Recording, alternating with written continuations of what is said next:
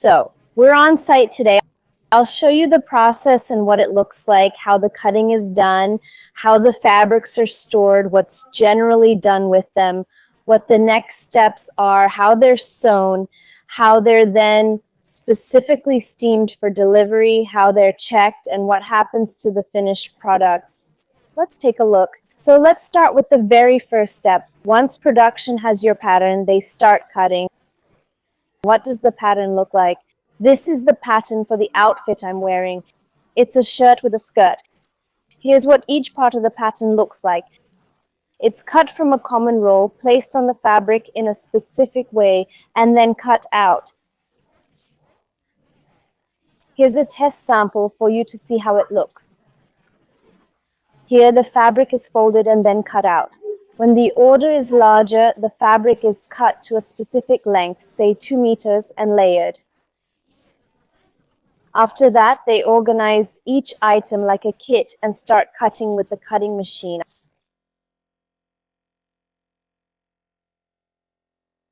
I want to show you what this fabric looks like.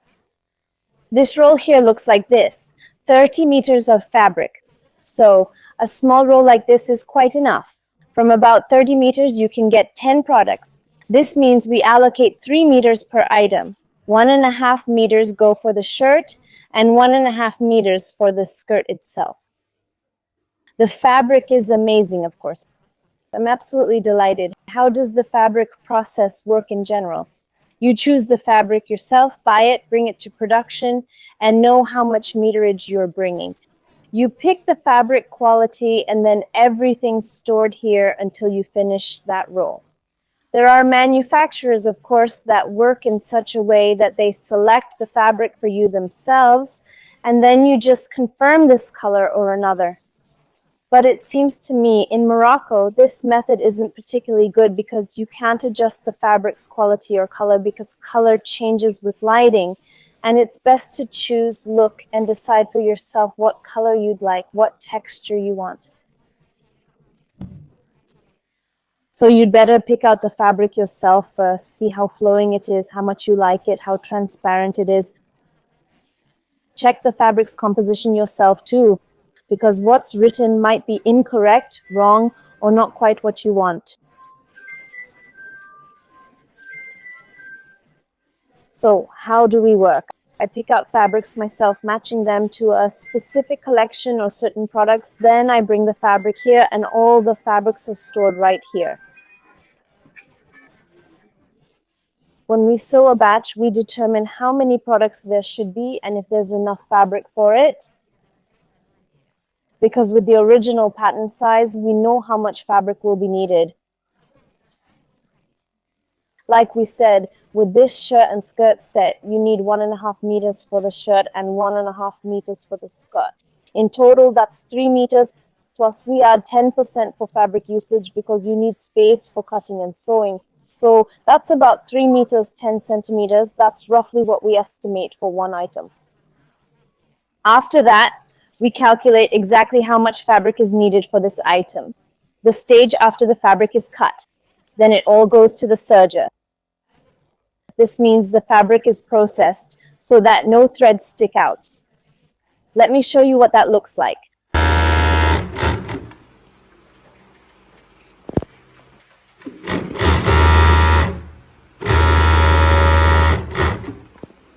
Okay, the fourth stage after the serging, they take the fabric and start sewing it. That means they sew each seam, attaching the parts together, like the sleeve to the back or front, then sew it all together.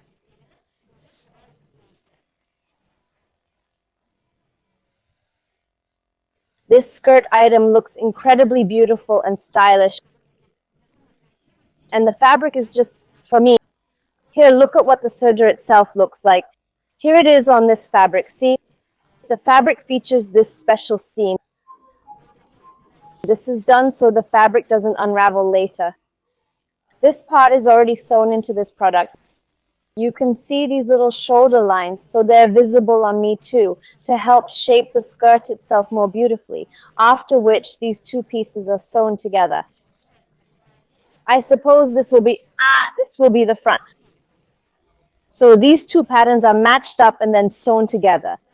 That is, this is approximately what each piece of work looks like, and each such small part is perfected by a seamstress. Here, actually, the seamstress has the most challenging task because her job is to sew everything evenly so it's all consistent later, and at the same time ensure a good seam finish. We make closed seams. I'll show you now what closed seams are. This is a luxury type of seam. That is, you can notice the serger isn't visible here. On regular items, you can see the overlock stitch, but not here because the seams are closed.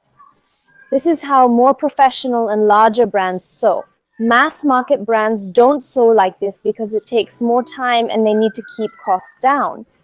However, brands like this are more premium, like Massimo Dutti. They also use closed seams, but their products are more expensive. That's because it takes more time to sew seams like this.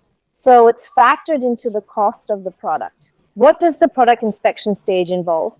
When the seamstress finishes sewing, there are often threads left, unfinished seams, or threads sticking out. Therefore, the next step, the fifth stage, is checking the product itself. Here, the product is inspected for stray threads and any potential size defects.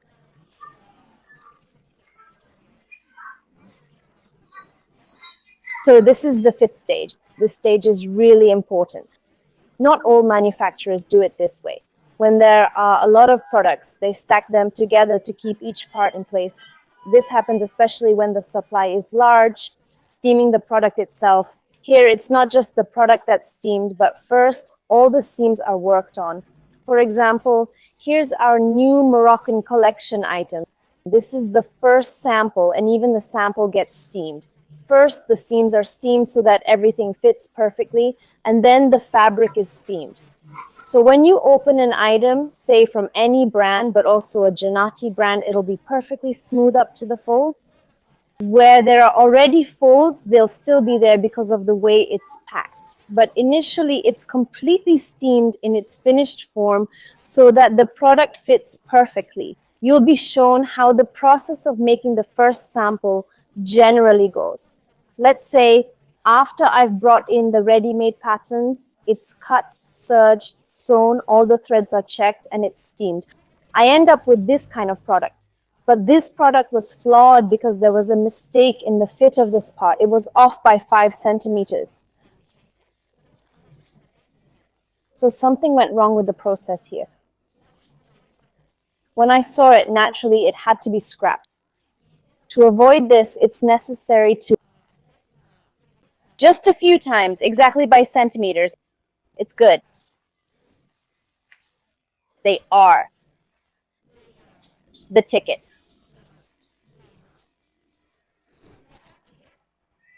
The ticket here. Yes. Yes. It's better. You can do it yourself, but it's better to have it done here. It's already been checked twice. So I know everything is perfect. Even with 2 checks, sometimes there's something.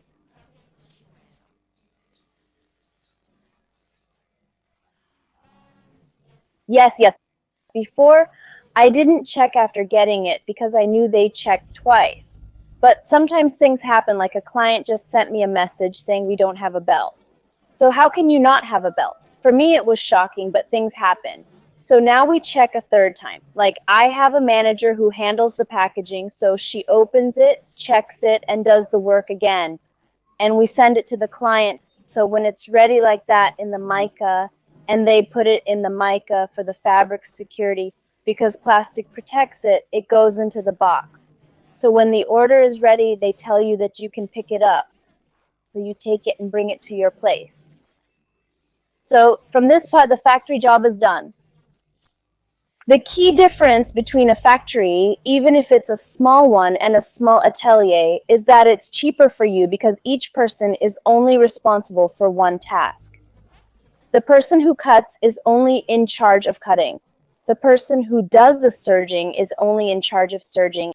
In a small atelier, when you want to make something, usually there are only 2 people handling the entire process. So it's more expensive. It won't be like 10 pieces of the same thing. Each piece will be different, but it's good when you're making just one outfit, like maybe a first piece, a caftan, or a special dress. So making one piece is fine. Or maybe you're unsure about whether to have it made in a factory. So you can make the first outfit with them to check the fabric. Because here, when you make a first sample, it costs more since you're essentially paying double for one sample. Once you approve the sample for production, it'll be cheaper for you. For instance, making this outfit here cost me only 50 dirhams. But if I produce it, it costs me 140 dirhams. 100, 140. Yeah, 100, 140 dirhams. Because it's already being produced. That's the difference. What questions do you have? I don't have any questions, so everything's clear now. I'll suggest 3 factories, 2 in Marrakesh and 1 in Casablanca. I'll send you a PDF list. I'll show you another slightly bigger factory now. Maybe, God willing, in the future, you'll want to make larger quantities. That would be good. I'll give you 2 ateliers in Marrakesh. They work on single pieces. That will be good for you. And such a small atelier in Moroccan, it is called hayota. And what is going on here in general? Most often, Moroccan work with traditional accents is done here.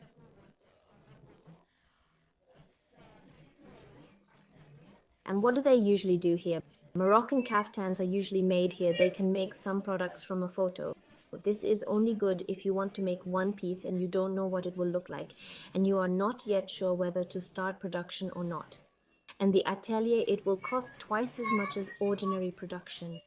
That is, if the creation of, say, one sewing or rather one ready-made dress, even let it be in Moroccan style with a sfifa, will cost you 250 dirhams there, then the atelier will do it for you for 600 dirhams, for example.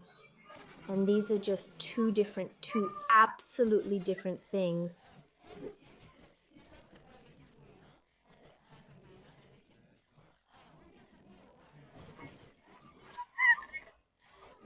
I didn't plan for him to be in the frame now, but he came in.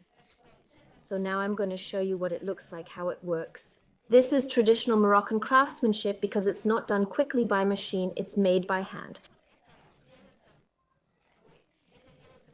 Embroidery, Moroccan embroidery. Ah, here is the tailor. He's also a seamster, and he adds the Moroccan sfifa by hand. They really focus on making sure each small sfifa is sewn individually. This is a small difference between mass production and a small atelier. An advantage of an atelier, as I've already mentioned, is that they can craft one product and make something similar to what you want just from a photo. There are many small ateliers like this in Morocco, but for top quality and beautiful work, I can only recommend 2 places where it looks like this. He handles each detail by hand. The machine sews, but he turns the handle to create these small patterns.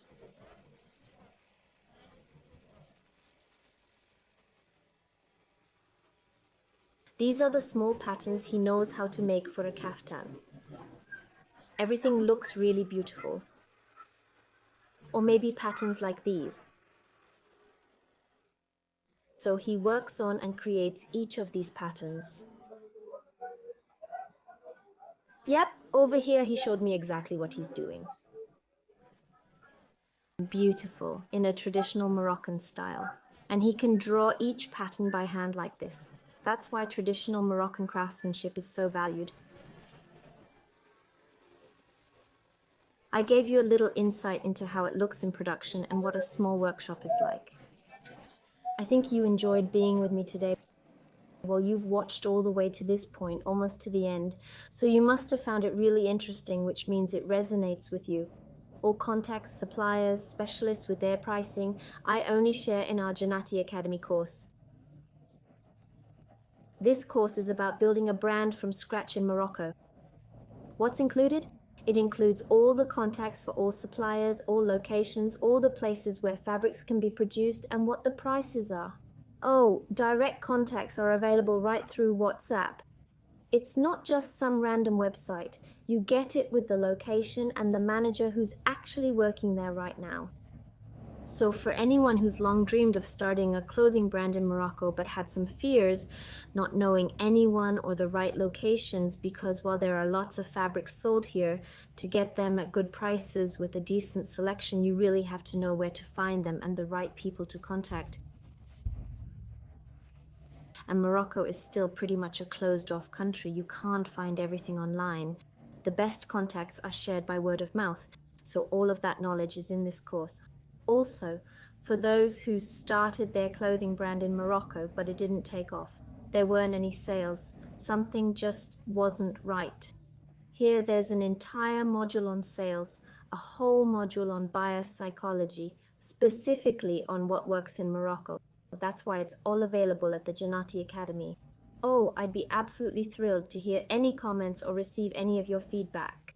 It was so fascinating to watch the process of creating clothes for the Janati brand, my brand, and how engaging it was. I'll be super interested to read your comments. I smile every time I read them, even if I don't respond. Let's just say if it's a nice comment, I'm really thrilled, just so you know. So if you have any questions, go ahead and ask. If it's within my expertise, I'll respond and help. And if you've also dreamed of creating your own clothing brand in Morocco, feel free to join us. I'll be waiting for you too. The course is quite demanding and it's really worth taking only when you're ready to work hard. Because if you think it's just going to happen by itself, no, there's a lot involved. The course also includes details about documents here in Morocco, how all of this is formalized, how it's done, who to go to, and what to do yourself. I definitely included this module too. Brands are created and manufactured in China. But there's a difference between manufacturing in Morocco and in China. Everything that's made in China and shipped to Morocco gets hit with a really big import tax. If it's made in an Arab country, well, of course, if it's in Morocco and sold in Morocco, then everything's easy, it's straightforward, and you don't have to spend extra money on shipping, customs clearance, and all that. If you want to manufacture in Morocco and sell in Arab countries, there's an agreement between Morocco and Arab nations that offers a tax exemption for imports. So if I'm bringing something in from Arab countries to Morocco, I don't pay for the import. If it's made in an Arab country and has the required documents, or the other way around. So it works both ways. It's also beneficial to produce in Morocco if you want to sell to Europe, because shipping is way easier. This can be done both through unofficial channels and official channels, but it's much easier than working with China. And of course, the quantity of production. Where I work, we can make small batches, like just 10 pieces of an item. It's really tough to do that in China. But in Morocco, you get those benefits. And if you're crazy about Eastern clothing culture, there's a lot more interesting stuff here, because local artisans make this Moroccan moise and all these little things that are part of Moroccan culture themselves. It's insanely interesting, and they create it right here. So there are quite a few perks to starting a brand in Morocco. Anyway, if you have any questions, just ask. I might even put together a video for bigger questions. For me, that's a video idea, and for you, it would be interesting to watch. So, see you next time.